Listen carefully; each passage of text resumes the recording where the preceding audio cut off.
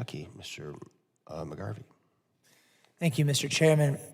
And with all of the questions asked by my colleagues up here, I just want to start with a really simple question. Who's in charge of this program?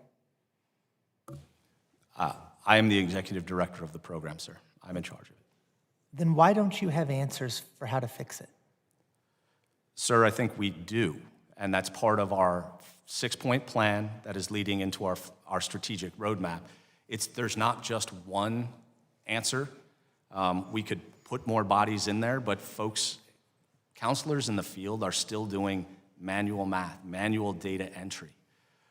We've got too many forms and complicated processes. As we've been going through RES development, and even prior to that, we've gone through the elimination of forms. So it's not just one simple answer. It's a combination of we need a whole lot of things to be fixed in the people, process, and technology space. It's not one simple answer, but it seems to be an ongoing problem. And it's not a problem that developed last week. And you've known about these problems, right? You heard Mr. Levin talk about the fact that there are veterans in San Diego who are waiting 15 to 18 months to hear back, which is completely unacceptable. But this is in line. We have a letter here from the Student Veterans of America. They did a survey in which they show that nearly half of the respondents, 48%, reported meeting with their VRC, their counselor, their veteran resource counselor, within 1 to 3 months of entering the program. However, almost 20% waited 4 to 6 months or longer. 20%, which of course we can guess what that means. And then of course it said that 38% reported that their counselor was rarely or never available, and only 1 in 4, 25% of the people using this program, are saying that they can always get a hold of the people they need to access these benefits. I just remind you of who we're serving. We are not just serving our veterans.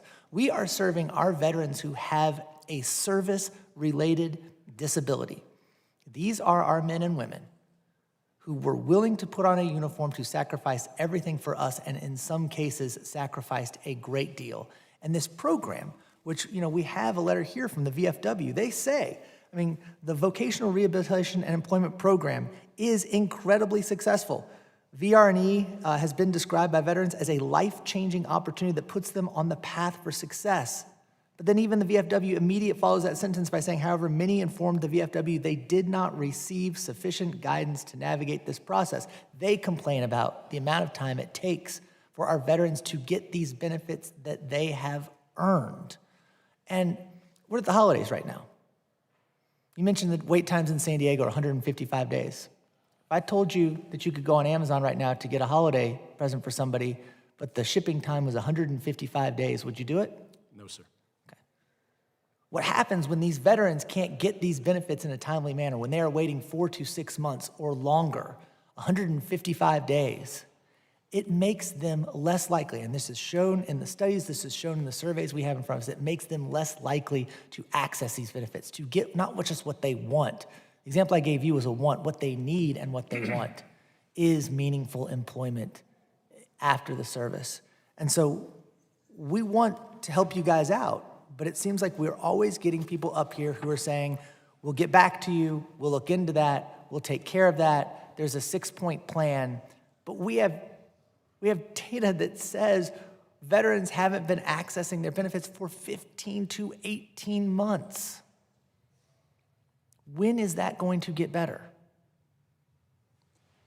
Sir, even in the instance of San Diego, with the addition of the partner stations, we've seen those numbers already start to go down.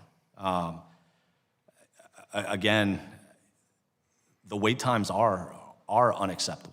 And I do believe, which is the reason I wanted to run this program, that it is the gold standard. It does change veterans' lives. It has previously been underutilized, and we are seeing the exact opposite. Since 2001, we've seen an 82.5% increase in our applications. That just was never predicted. While we predicted PACT Act growth, you base it on historical trends, we've never seen growth like this. We've never seen levels of our participation like this. We absolutely need to get better, and I think the 6-point plan that we've implemented and implemented half of it thus far, and our strategic roadmap are going to get us to where we need to be.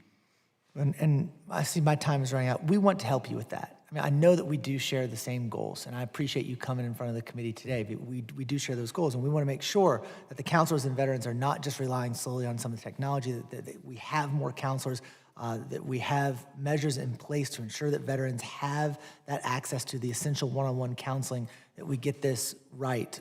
So, Mr. Chairman, I'll yield back to you, but obviously this is something we definitely want to work with you guys on to make sure our veterans get that incredibly important, timely access to these benefits that they've earned. Thank you.